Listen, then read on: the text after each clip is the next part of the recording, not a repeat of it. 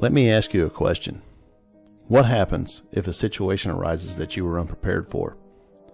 A situation such as a blizzard, a tornado, or being locked down due to a virus, which we've all been through.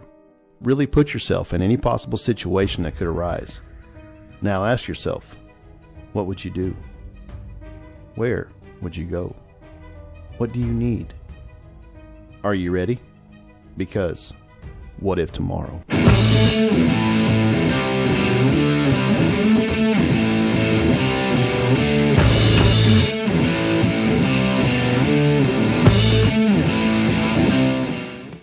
Welcome to the first episode of What If Tomorrow Media.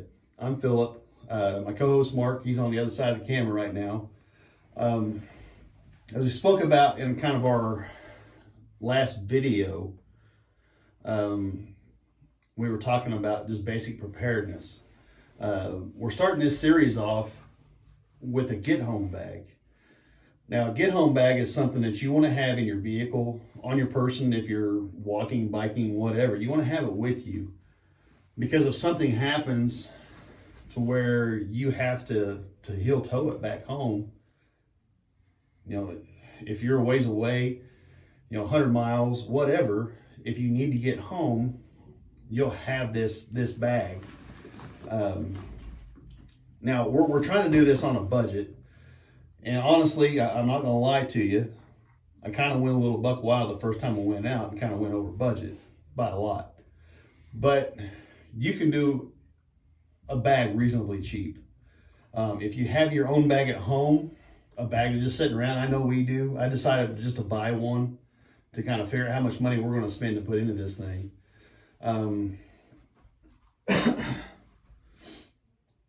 We're going to break down piece by piece.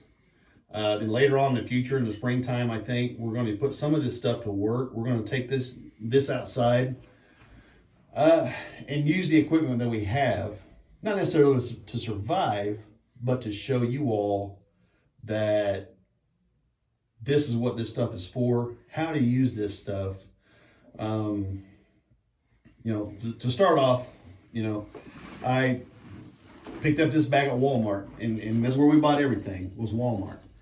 Walmart's everywhere. You can go to Dollar General, the Dollar Tree, if you have those around, whatever dollar store you have around, you can go to and find simple little things that will help you in a preparedness situation. Like I said, I bought this bag. I spent $24.97. Of course, you got to have something to store everything in. So next thing I did, I like to fish, so I bought a telescoping fishing rod. And you can see I have not opened this yet, because I want you all to realize that this is brand new, that I went and bought this. Maybe I don't have to, because I have other fishing poles. I don't have one like this. I liked it, so I bought it. Of course, that fits right in your pack. I bought this little plain old stowaway tackle box for $3.58. And I'll explain that here in a minute. On top of that, I picked up a little beetle spin. I love beetle spins. I've caught all sorts of fish, and what we have a lot of perch or brim, and I guess depends on where you're at in the location. Crappie, I've caught catfish, believe it or not, bass. I've caught everything on these things. These things are, to me, are extremely reliable. If you have a lure or a set of lures that you like, if you have them in your tackle box, throw them in your kit. You don't necessarily have to have a fishing pole, but it's a good way to feed yourself in a situation. So on top of that, I bought this little crappie fishing kit. It's got bobbers, it's got little jigs in it, hooks, all that good stuff. I picked it up for $5 at Walmart. As you can see, it's got their trademark brand on it. What else?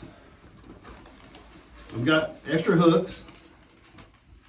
Because you never know, you're going to get a snag or whatever, break your hook off. Let's see what else I got in here. Got a set of hot hands. If you're struck out in the winter, like right now, some places it's really stupid cold outside. You're going to want something to keep warm with. You can put these in your socks. I mean, yeah, they have foot warmers, but Do you really need foot warmers? This covers everything. 550 paracord.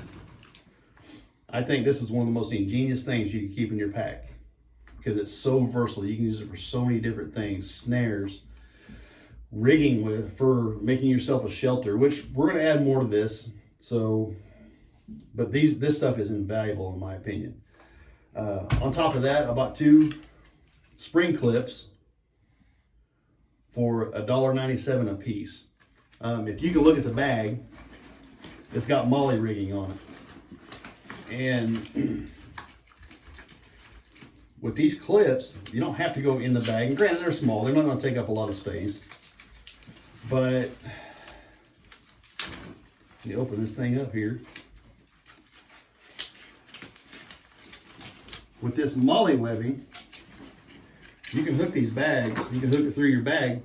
You can hang stuff off of it. You can carry stuff with it. So you're not just using the inside of your bag. Now I'm going to go back and kind of talk about this bag a little bit.